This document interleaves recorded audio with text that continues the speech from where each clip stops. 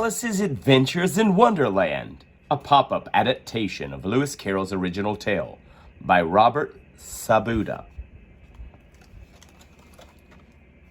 Alice was beginning to get very tired of sitting by her sister on the bank and of having nothing to do. Once or twice she had peeped into the book her sister was reading, but it had no pictures or conversations in it. "And what is the use of a book," thought Alice, "without pictures or conversations?"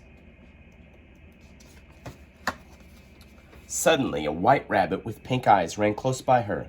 There was nothing so very remarkable in that, nor did Alice think it so very much out of the way to hear the rabbit say to itself, oh dear, I shall be too late." But when the rabbit actually took a watch out of its waistcoat pocket, Alice started to her feet. She ran across the field after it and was just in time to see it pop down a large rabbit hole under the hedge. In another moment, down went Alice after it. The rabbit hole went straight on like a tunnel for some way, and then dipped suddenly down, so suddenly that Alice found herself falling down what seemed to be a very deep well.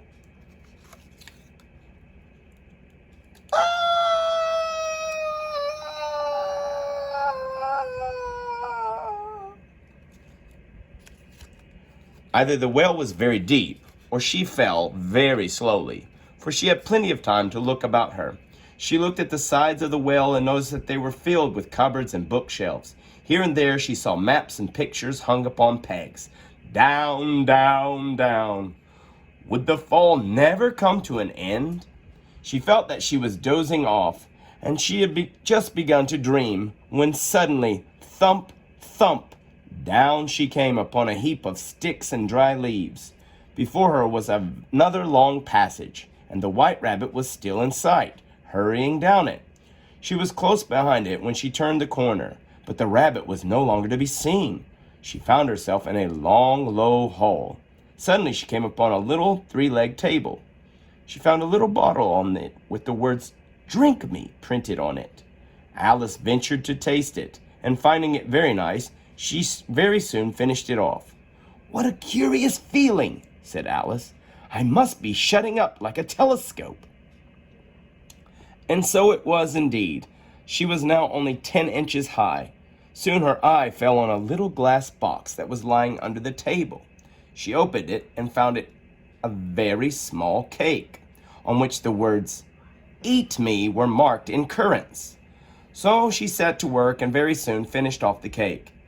"Curiouser and curiouser," cried Alice. "Now I'm opening out like the largest telescope that ever was." Just at that moment, her head struck against the roof. In fact, she was now more than 9 feet high. Poor Alice. She sat down and began to cry. "You ought to be ashamed of yourself," said Alice.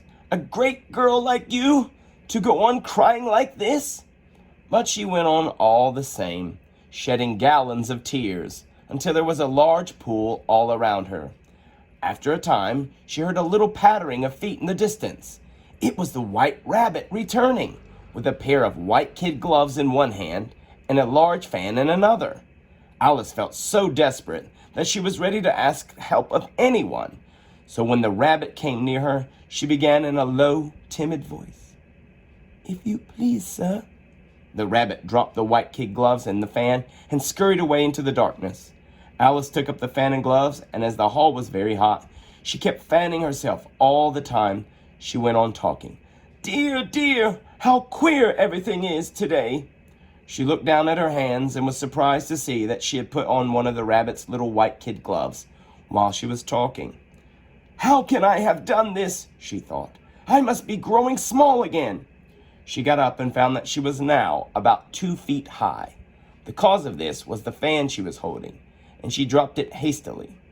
"That was a narrow escape," said Alice. As she said these words, her foot slipped, and in another moment she was up to her chin in salt water, the pool of tears that she had wept when she was 9 feet high. "I wish I hadn't cried so much," said Alice as she swam about. "I shall be punished for it now, I suppose, by being drowned in my own tears." Alice went on and swam to the shore. Poor Alice felt very lonely and low-spirited. In a little while, however, she heard a pattering of footsteps in the distance. It was the White Rabbit trotting slowly back again and looking anxiously about, as if it had lost something. She heard it muttering to itself, "The Duchess! The Duchess! She'll get me executed as sure as ferrets are ferrets! Where can I have dropped them?" Alice guessed in a moment that it was looking for the fan and the pair of white kid gloves. They were nowhere to be seen. Soon the rabbit noticed Alice and called out to her, "Run home this moment and fetch me a pair of gloves and a fan!" And Alice was so frightened that she ran off in the distance in the direction it pointed to.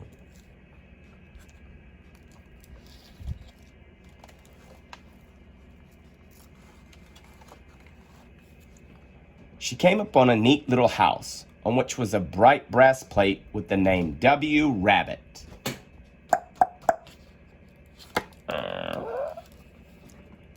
She went in and found her way to a tidy little room with a table in the window, and on it a fan and tiny white kid gloves.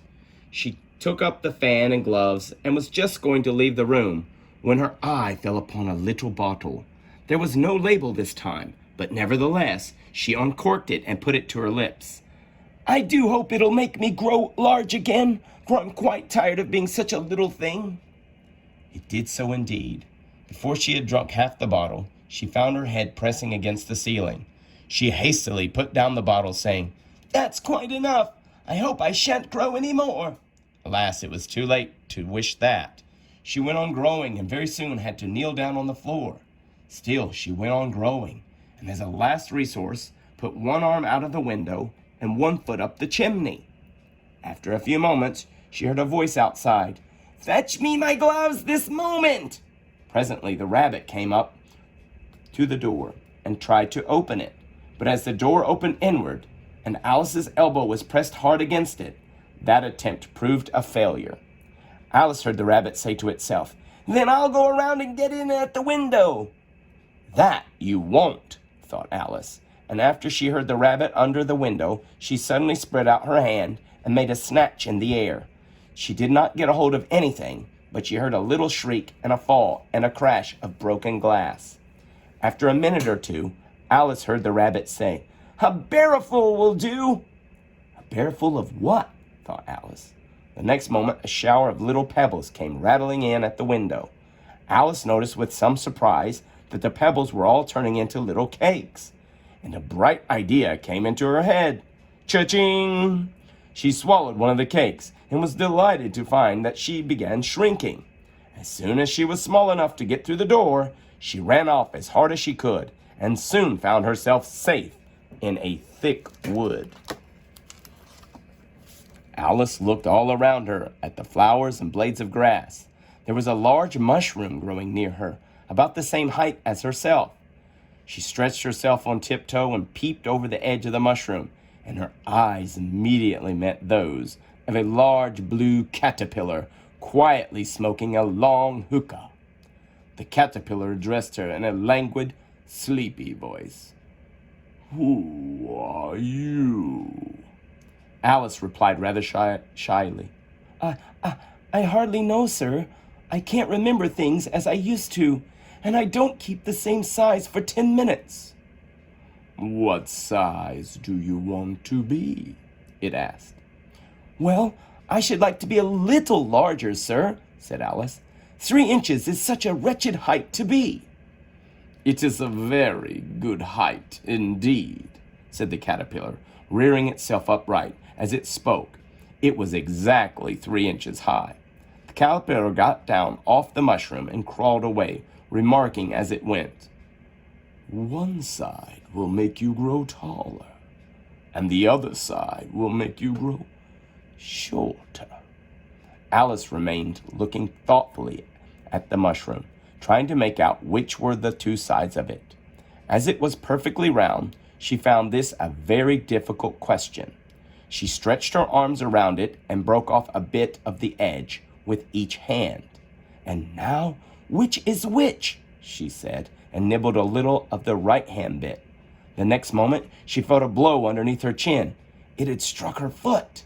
Her chin was pressed so closely against her foot, there was hardly any room to open her mouth. But she did it at last, and managed to swallow a morsel of the left hand bit.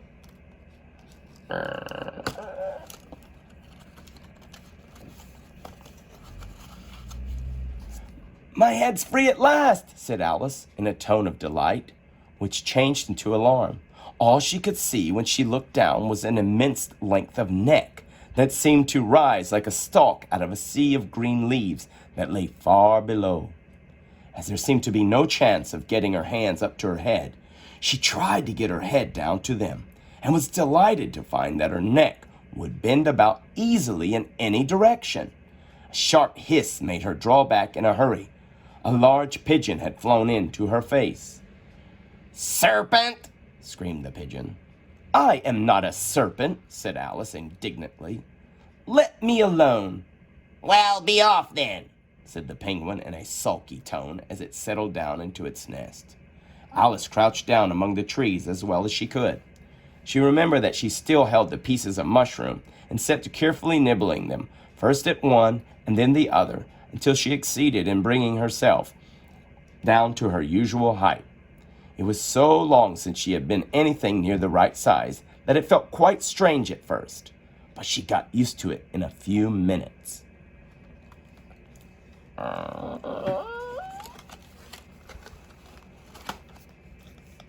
She came upon an open place with a little house in it about 4 feet high. "Whoever lives there," thought Alice, "it'll never do to come upon them this size. Why, I should frighten them out of their wits." So she began nibbling at the right hand bit again till she had brought herself down to 9 inches. Suddenly a footman came running out of the wood. Judging by his face only, she would have called him a fish, and rapped loudly at the door. It was opened by another footman with a round face and large eyes like a frog.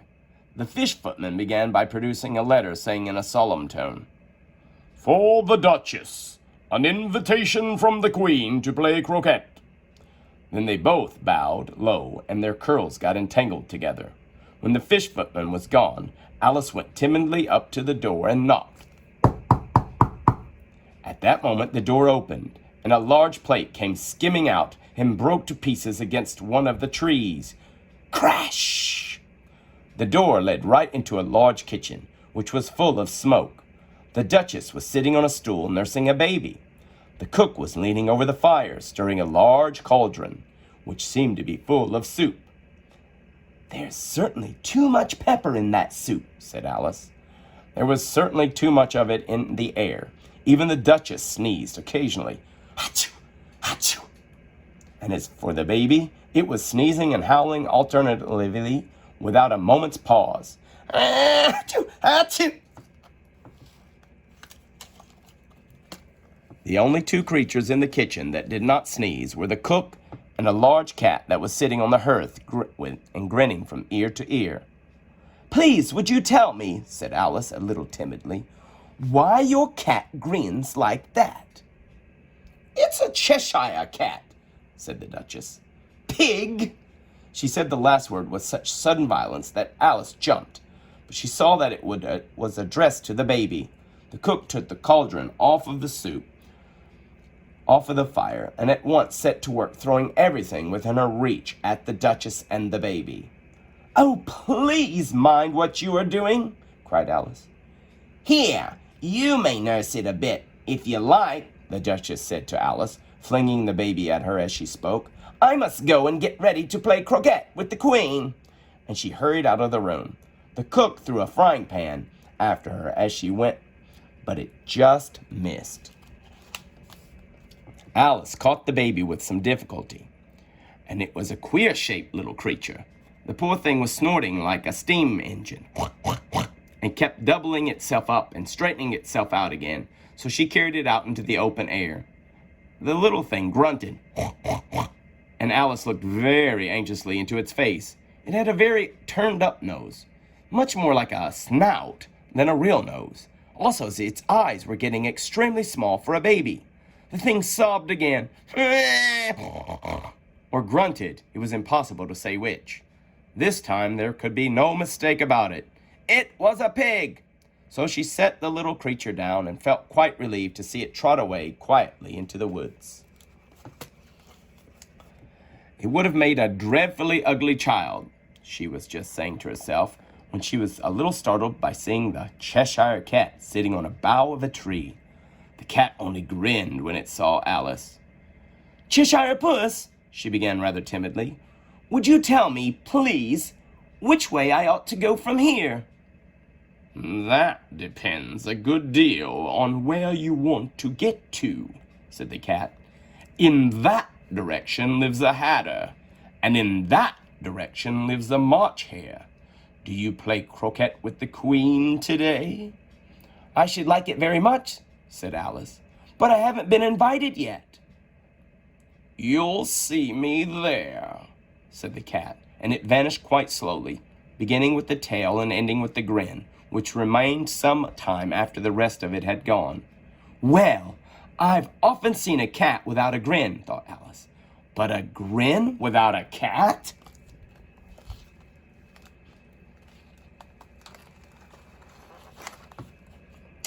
She had not gone much farther before she came in sight of a house with a March hare.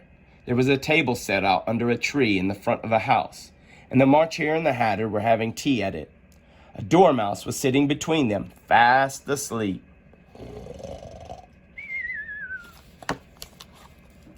"No room," they cried when they saw Alice coming. "There's plenty of room," said Alice indignantly, and she sat down in a large armchair at one end of the table. The hatter was the first to break silence. "What day of the month is it?" he said, turning to Alice. He had taken his watch out of his pocket and was looking at it uneasily, holding it to his ear. Alice considered a little and said, "The 4th." "2 days wrong," sighed the hatter. Alice had been looking over his shoulder with some curiosity. "What a funny watch," she remarked. "It tells the day of the month, and it doesn't tell what o'clock it is," said the hatter. "1:30, time for dinner." "I only wish it was," the March hare said to itself in a whisper. "We quarreled last March," replied the hatter, pointing with a teaspoon at the March hare. "It was at the great concert given by the Queen of Hearts, and I had to sing, 'Twinkle, twinkle, little bat, how I wonder what you're at. Up above the world you fly, like a tea tray in the sky.'" "Well, I hardly finished the first verse," said the hatter, "when the Queen bawled out, 'He's murdering the time! Off with his head!'" "How dreadfully savage!" exclaimed Alice. "Suppose we change the subject," March hare interrupted. "Really, now you ask me," said Alice. "I don't think—" "Then you shouldn't talk," said the hatter. This piece of rudeness was more than Alice could bear. She got up in disgust and walked off. Neither of the others took the least notice of her going. The last time she saw them, they were trying to put the dormouse into the teapot. "I'll never go there again," said Alice as she picked her way through the wood. "It's the stupidest tea party I was ever at in all my life." Just as she said this, she noticed that one of the trees had a door leading right into it. "That's very curious," she thought, "but everything's curious today." And in she went. She found herself in a beautiful garden among bright flower beds and cool fountains. A large rose tree stood near the entrance of the garden. The roses growing on it were white, but there were 3 gardeners at it, busily painting them red. Alice thought this was a very curious thing, and just as she came up, she heard one of them say, "Look out now, 5! Don't go splashing paint over me like that." "Would you tell me, please," said Alice, "why are you painting those roses?" 2 began in a low voice. "Why, you see, miss, this here ought to have been a red rose tree, and we put a white one in it by mistake. And if the Queen was to find out, we should all have our heads cut off." At that moment 5 called out, "The Queen! The Queen!" And the 3 gardeners threw themselves flat upon their faces. First came 10 soldiers, all shaped like the 3 gardeners. Next, the 10 courtiers. After that, the royal children, and the little dears jumping merrily along hand in hand. Next came the guests, and among them Alice recognized the White Rabbit. Then followed the Knave of Hearts, and last of all came the King and Queen of Hearts. The procession came opposite Alice, and the Queen said severely, "Who is this? What's your name, child?" "My name is Alice, so please your majesty," said Alice very politely, but she added to herself, "Why, they're only a pack of cards. I don't need to be afraid of them." "And who are these?" said the Queen, pointing to the 3 gardeners who were lying around the red rose tree. "How should I know?" said Alice, surprised at her own courage. The Queen turned around crimson with fury and began screaming, "Off with her head! Off! Off!" "Nonsense," said Alice, and the Queen was silent. The King laid his hand upon her arm and timidly said, "Consider, my dear, she is only a child." "I see," said the Queen. "Can you play croquet?" "Yes," shouted Alice.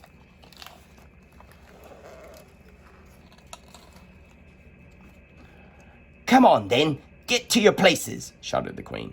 The people began running about in all directions, tumbling up against each other. However, they got settled down in a minute, and the game began. Alice thought she had never seen such a curious croquet ground in her life.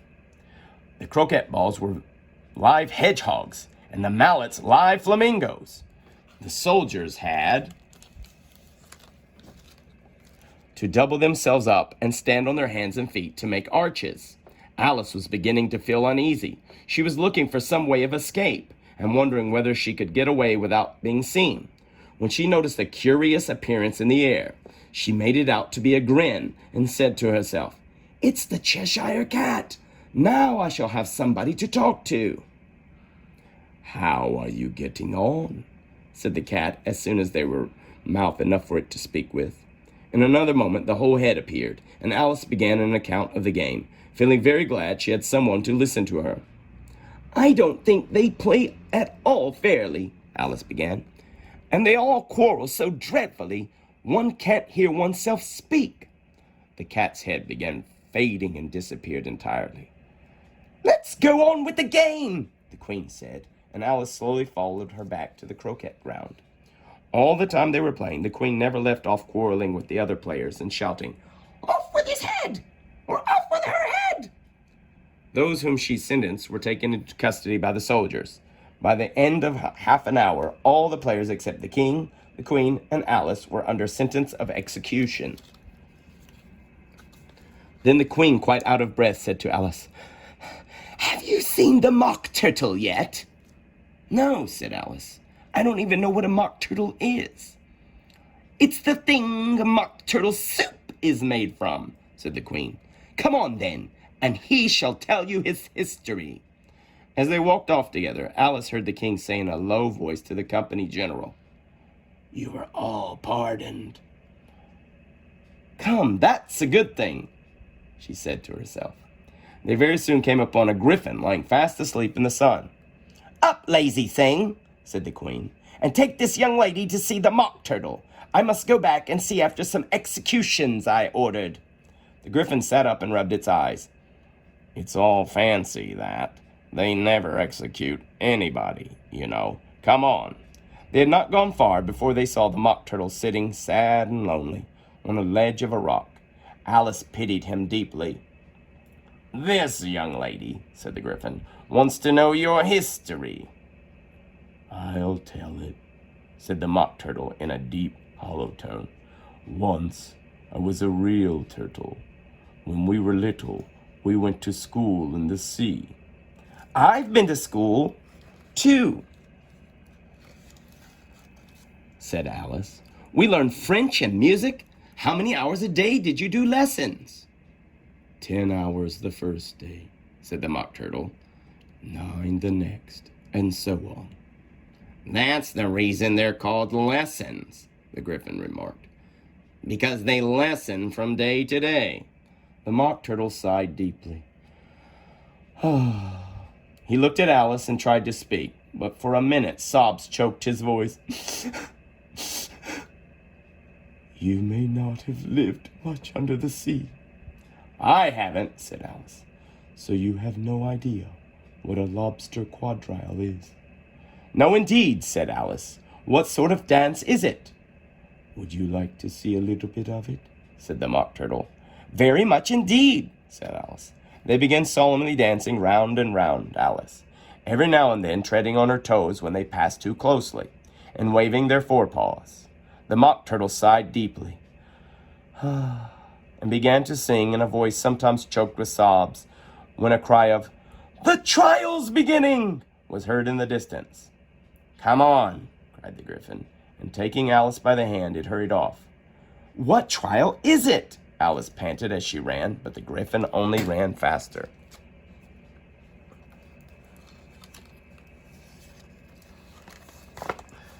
The King and Queen of Hearts were seated on their throne with a great crowd assembled around them.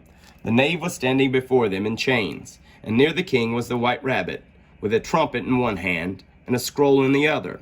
In the middle of the court was a table with a large dish of tarts upon it. It made Alice quite hungry to look at them. "I wish they'd get the trial done," she thought, "and hand round the refreshments." "Herald, read the accusation," said the king. The White Rabbit blew on a trumpet, and unrolled the scroll and read as follows. "The Queen of Hearts, she made some tarts, all on a summer day. The Knave of Hearts, he stole those tarts and took them quite away." "Consider your verdict," the king said to the jury. Not yet, the rabbit hastily interrupted. "There's a good deal more to come before that." "Call the first witness," said the king. The first witness was the Hatter. "Take off your hat," the king said. "It isn't mine," said the Hatter. "Stolen!" the king exclaimed. "Give your evidence and don't be nervous, or I'll have you executed on the spot." Just at this moment, Alice felt a very curious sensation. She was beginning to grow large again. The miserable Hatter went down on one knee. "I'm a poor man, your majesty," he began. "You're a very poor speaker," said the king. "If that's all you know about it, you may go." "And take off his head outside," the queen added to one of the officers, but the Hatter was out of sight before the officer could get to the door. "Call the next witness," said the king. Alice watched the White Rabbit, feeling very curious to see what the next witness would be like. Imagine her surprise when the White Rabbit read out, at the top of his shrill little voice, the name, "Alice!" "Here!" cried Alice, forgetting how large she had grown in the last few minutes, and she jumped up in such a hurry that she tipped over the jury box, upsetting the jurymen. "Oh, I beg your pardon," she exclaimed, and began picking them up quickly as she could. The king called out, "Silence!" and read out from his book, "Rule 42, all persons more than a mile high to leave the court." Everybody looked at Alice. "I'm not a mile high," said Alice. "You are," said the king. "Nearly 2 miles high," added the queen. "Why, there they are," said the king triumphantly, pointing to the tarts on the table. "Nothing can be clearer than that. Let the jury consider their verdict." No, said the queen. "Sentence first, verdict afterwards." "Nonsense," said Alice loudly. "Hold your tongue," said the queen, turning purple. "I won't," said Alice. "Off with her head," the queen shouted. Nobody moved. "Who cares for you?" said Alice. She had grown to her full size by this time. "You're nothing but a pack of cards."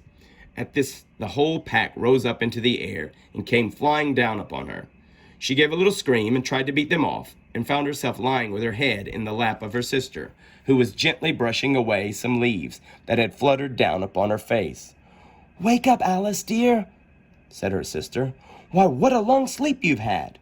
"Oh, I've had such a curious dream," said Alice, and she told her sister all these strange adventures.